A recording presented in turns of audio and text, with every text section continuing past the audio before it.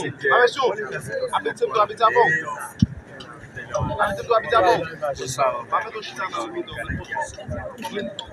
bueno, es una situación muy grave. Estamos viviendo olas de deportaciones masivas y esas olas de deportaciones masivas se hacen con una retórica racista, fascista y xenofóbica y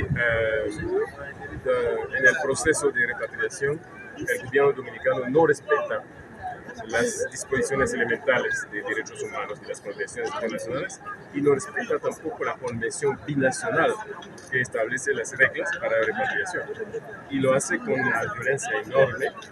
Por ejemplo, fueron repatriados dominicanos negros llegando aquí, fueron repatriados gente de África, ¿no?, que tomaron por haitiano y que expulsaron, ¿no? Así que es realmente una cosa racista y con una persecución contra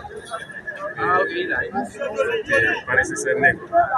Así que realmente y últimamente el gobierno dominicano tomó nuevas medidas para incrementar la ola de represión contra los haitianos.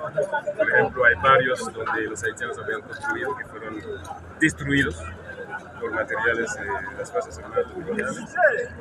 Las mujeres que van a parir en los hospitales, Abinader dio la posibilidad de encarcelar a las mujeres mientras están pariendo, ¿no? Sí, cosas realmente inacceptables. Así que tenemos mucha indignación frente a eso.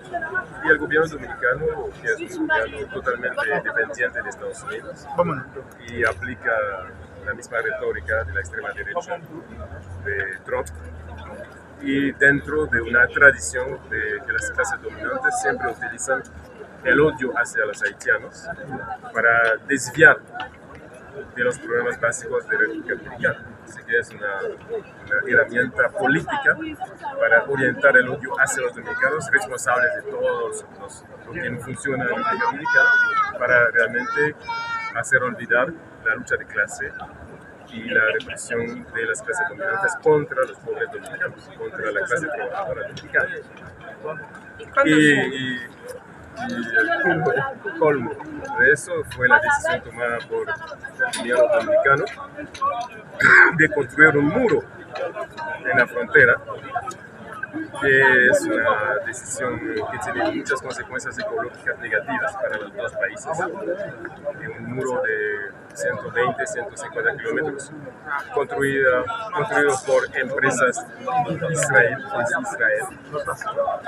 Así que, por supuesto, frente a eso, hay que subrayar que las organizaciones populares de los dos países siempre han mantenido un diálogo fraternal. Hay muchos procesos de intercambio, incluso en la frontera hay matrimonios, hay realmente una confraternización.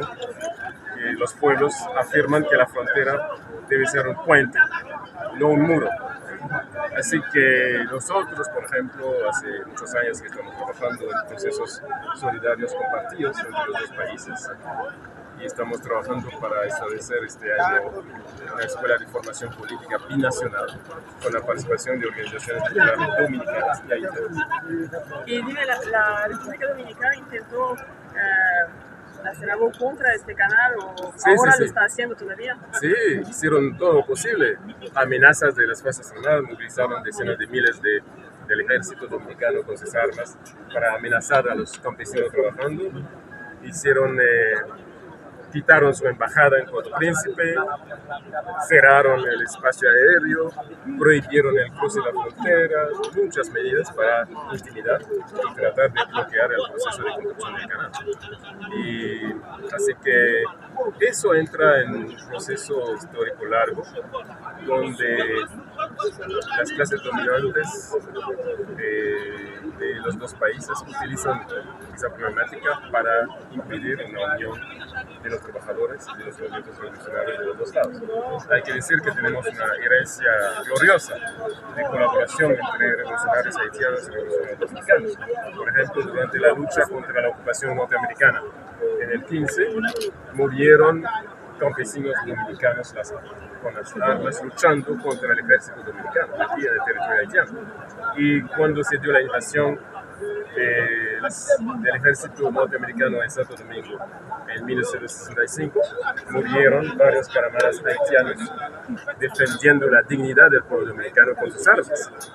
Y uno de los más famosos es el joven poeta Jacques Diot, comunista, que murió a los 23 años defendiendo la dignidad del pueblo dominicano.